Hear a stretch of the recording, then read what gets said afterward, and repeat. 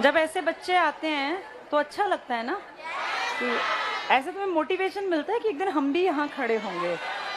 जब किसी कामयाब आदमी को, अच्छा 11th में तुम्हारी साथी थी ये। अब देख तेरी फ्रेंड तो ले गई घड़ी, अब तेरा नंबर कब आएगा वो देख, पढ़ खूब मेहनत कर, ठीक है। बिछड़ी हुई दोस्त मिल गई यहाँ, अच्छी बात है।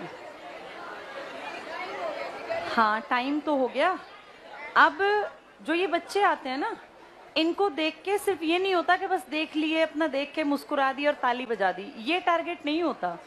इनको यहाँ बुलाने का, लाने का सबसे बड़ा टारगेट क्या है, इन सब के बारे में सुन के तुम अपनी लाइफ से रिलेट कर पाते हो। देखो हम सबका जीवन ऐसा ही होता है, किसी के पिताजी का सिर पे हाथ नहीं है, किसी के पिताजी साथ हैं पर साथ नहीं है, बहुत सारे लोग हैं ना इस तरह के। किसी के घर में माँ बाप ही नहीं है, कोई इतना गरीब है कि किराए के लिए भी उसको सोचना पड़ता है। इन सब परिस्थितियों में से निकल के ये तुम्हारे सामने अपनी कहानियां बता के गए। तो तुम में और इनमें जो अंतर है ना, वो बस एक चीज का है, मेहनत का। जो 4-4 साल बैठ के बता रहे हम पढ़े, कोई 1.5 साल, कोई 2 साल, 18 पेपर पास करके वो लड़की फाइनली ग्रुप डी में लगी। लोगों ने मजाक उड़ाया लेकिन बैठी नहीं, उस ग्रुप डी की पैसों का इस्तेमाल करके अपना आगे पढ़ती गई, और आज वो फिर इसमें दुर्गा शक्ति में और हरियाणा पुलिस में 2-3 एग्जाम उसने बताए हमें क्लियर हैं। इससे ये भी देखना है कि लोग तो कुछ ना कुछ बोलेंगे, आप पढ़ लिख के घर बैठेंगे तो भी बोलेंगे, आप कोचिंग पे बैग उठा के चलेंगे तो भी बोलेंगे, आप ग्रुप डी को ज्वाइन करेंगे तो भी बोलेंगे। आपको लोग बोलते हैं इससे फर्क नहीं पड़ना चाहिए, फर्क पड़ना चाहिए इससे कि मेरे जीवन में आज से 5 साल बाद क्या होगा, क्योंकि ये सब चीजें आनी जानी है। ये ऐसे ही स्टूडेंट्स आएंगे, लोग आएंगे जाएंगे, बोलते चलेंगे। आपके परिवार की स्थितियां भी हर साल बदलेंगी।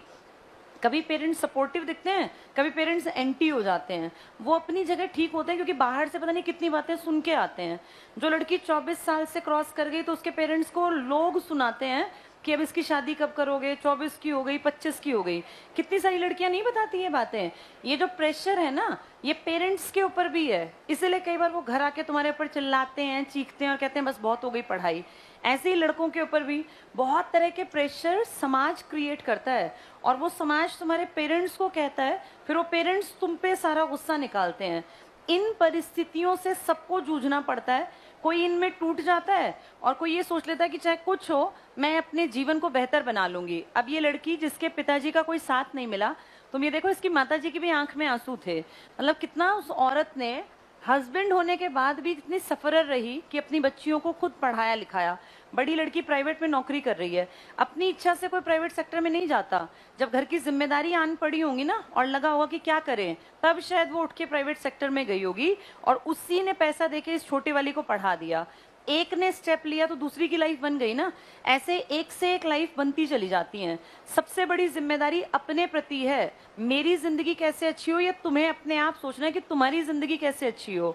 इसके लिए खूब पढ़ना होता है। कोई कुछ कहता रहे, चाहे पिताजी हैं, चाहे माँ हैं, चाहे दादा हैं, दादी हैं, भाई बंधु पड़ोसी रिश्तेदार, अपने मन में एक चीज ठान लो बस, 2022 चल रहा है, इसके बाद 2023 तुम सब जानते हो इलेक्शन का दौर आ गया। अब देखते देखते इलेक्शन 2024 आने वाला है।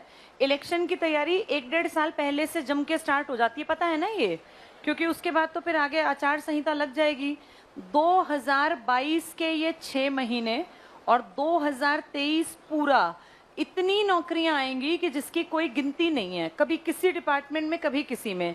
सरकार जानबूझ के ऐसा करेगी क्योंकि सरकार को पता है कि 1-1.5 साल जब लोगों के घरों में नौकरी जाएंगी जाएंगी जाएंगी तो वो सरकार के प्रति पॉजिटिव हो जाएंगे। इस दौर में देखना देश में कोई बड़ी गड़बड़ नहीं होगी, सब कुछ ठीक ठीक चलेगा क्योंकि सरकार की इमेज अच्छी बना के रखनी है और धड़ल्ले से नौकरियां निकलेंगी। अभी पीएम का बयान तुमने पढ़ा था ना, वो 10 लाख वैकेंसी जो केंद्रीय विद्यालय में है, कहीं डिपार्टमेंटल, किसी भी डिपार्टमेंट में, टीचिंग में, नॉन टीचिंग में, या किसी भी राज्य सरकार में, ये पूरी भरनी है 2023 तक, क्योंकि 24 का इलेक्शन टारगेट है।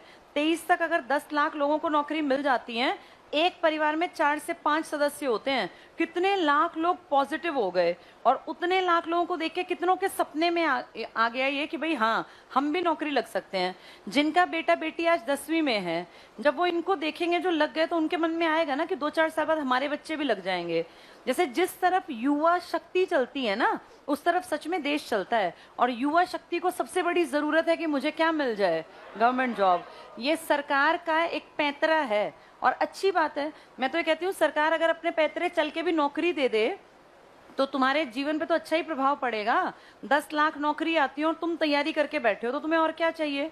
हमें तो एक एक नौकरी तो चाहिए। तो पॉजिटिव रहो, खूब पढ़ो। 2022 और 23 में ये मान लो, अब जितने लोग यहाँ बैठे हैं ना, जितने मुझे सुन रहे हैं, अगर तुम 2023 तक अपनी चांस को, बढ़िया गोल्डन अपॉर्चुनिटी को इस्तेमाल नहीं कर पाए, तो फिर ये लड़ाई कई साल और लंबी चलेगी, फिर तुम्हें दिक्कत आएगी। क्योंकि 2024 के इलेक्शन के बाद हो सकता है 24 में वैकेंसी ही ना निकालें। भाई वो जीत गए, क्यों वैकेंसी निकालें?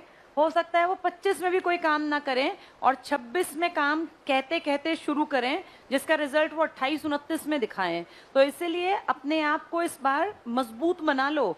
ये 1.5 साल तुम्हारे हाथ में है, 6 महीने 22 के और अगला पूरा साल, इनमें जी तोड़ मेहनत कर लो। इसके बाद फिर दिक्कत आ जाएगी 3-4 साल के लिए। 3-4 साल फिर अगले इलेक्शन से 1.5-2 साल पहले सरकार बड़ी भर्ती करेगी, उससे पहले बड़ी भर्ती नहीं करेगी।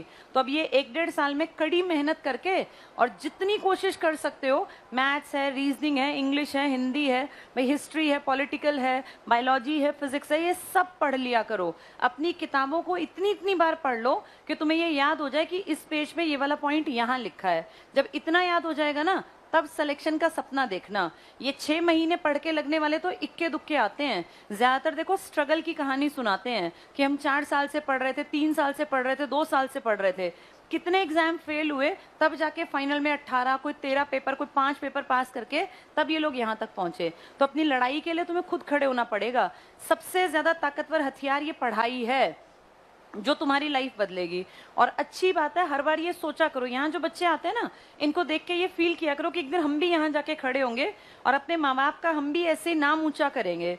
जिसके माँ बाप यहाँ आते हैं, कितने रिश्तेदार, कितने जानकार, पूरे गांव के लोग देखते नहीं होंगे, जलने वाले जरूर देखते होंगे कि ये कहाँ गए थे। उनको ज्यादा अच्छा ये यहाँ गए, ये बोल रहे हैं, मतलब एक जलन वाले जो लोग हैं ना, उन्हीं का मुंह बंद करना होता है। सक्सेसफुल होके अपने घर वालों को नहीं दिखाना होता उतना, जितना बाहर वाले और पड़ोसी और रिश्तेदारों को दिखाना होता है कि हम कुछ कर सकते थे। जो टॉन्ट करते हैं, जो जब तुम निकलते हो, चलते हो, तुम्हारे ऊपर कुछ ना कुछ इस तरह का तंज कसते हैं कि भाई चल पड़े बैग उठा के, कितने साल हो गए जाते आते, अब तक कुछ नहीं हुआ, इस बार तो वो भी लग गया, इसका नहीं नंबर आएगा। ये सब बातें पचानी होती हैं और टाइम आने पे इनका जवाब देना होता है जब सिलेक्शन हो जाए। तो ये सब चीजें अब रोज सोचा करो और मोटिवेशन खुद से फील किया करो कि मुझे आगे बढ़ना है। लाइफ बहुत जल्दी भाग जाएगी। तुम में से जो लोग 2 साल पहले क्या कर रहे थे और आज क्या कर रहे हैं, अगर 2 साल तुम पढ़ गए तो एक्सपीरियंस हो गया पढ़ाई का। नहीं पढ़े, यहीं बैठे थे, कई लोग ऐसे हैं जो 2 साल से आके बैठ रहे हैं और बैठे ही रहेंगे, फिर दिक्कत होगी। रोज रोज सीखते जाना। जैसे जितने पुराने हो जाते हैं ना बच्चे, उतने ज्यादा समझदार भी बन जाते हैं, उनके दिमाग का लेवल बढ़ जाता है। पर फाइनल रिजल्ट में जब तक नंबर नहीं आता, तब तक लोग हंसते ही रहते हैं कि भाई इतने दिन से पढ़ रहे हैं, इनका नंबर नहीं आया। इनको मुंह बंद करने का बस एक तरीका, खूब पढ़ो, मेहनत करो, जी जान लगा के 2023 में नौकरी हर एक के हाथ में हो, इतनी मेहनत कर लेना। ठीक है, चलो थोड़ा सा पढ़ा दूं। एक